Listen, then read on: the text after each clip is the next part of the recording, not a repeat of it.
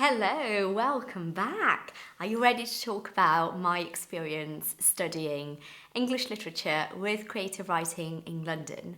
It was a suggestion from one of you guys. I think it was Michael who suggested this. So thank you for suggesting it. And today I wanted to talk to you all about what it was like for me as a Brazilian to go to university in London and study English literature with creative writing. The first thing I wanted to tell you was that I actually failed my first assessment at university.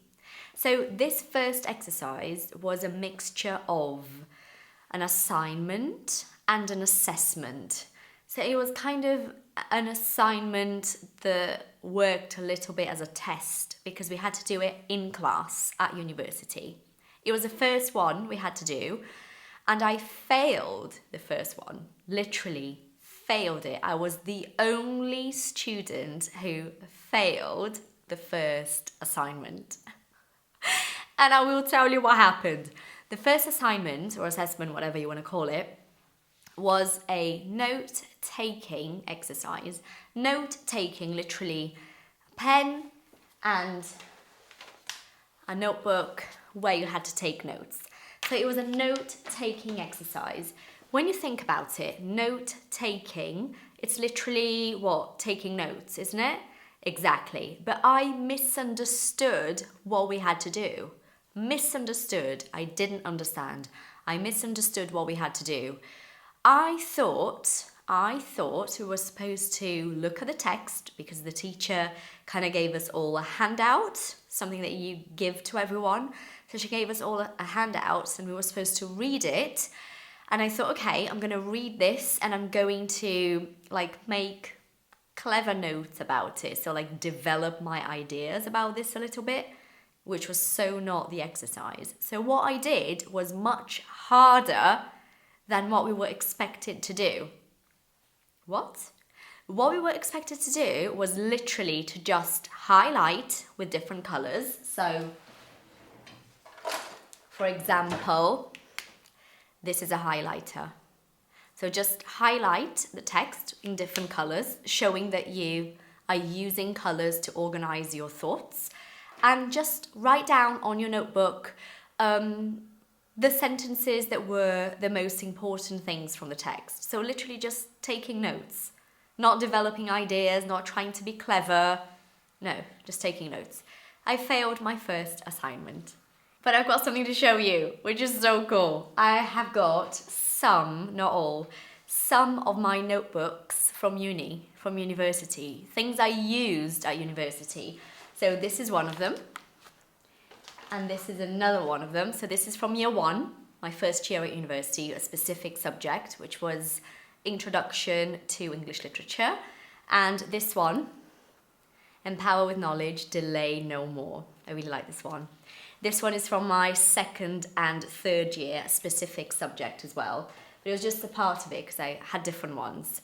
But I've got something here which is really awesome. It's actually my very first lesson at university regarding Introduction to Literary Studies.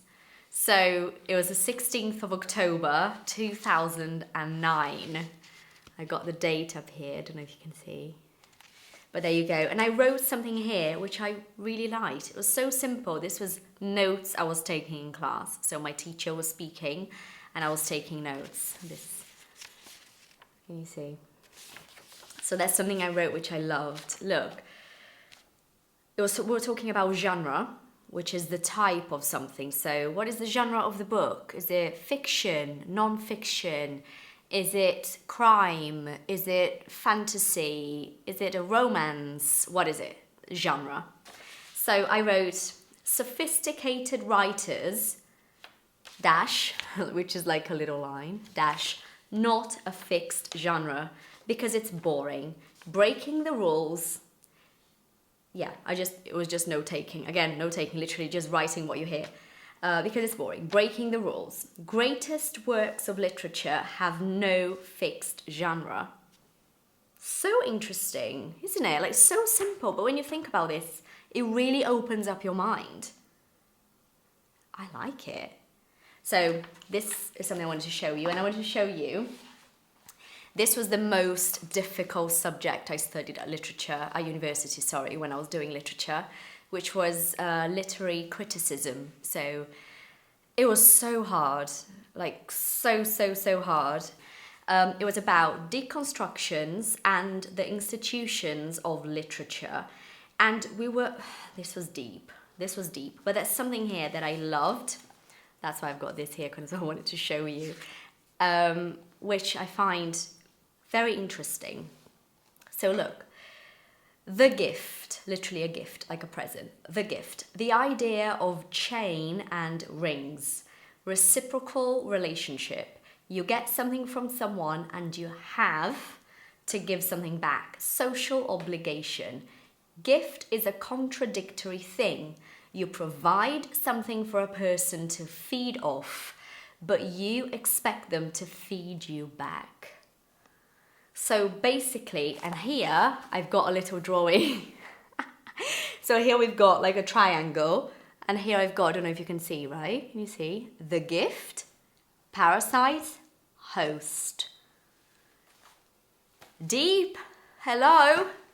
Really liked it. I remember studying this. This was just like note-taking from a class.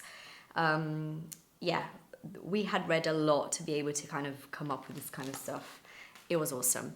Something else I wanted to tell you about my experience studying literature in London was that we used to go out a lot with uni. So we used to go to museums. I remember 2 specific trips. We went to the Tate Modern Museum in London. If you've been there, you might have gone to the Tate, which is a wonderful place.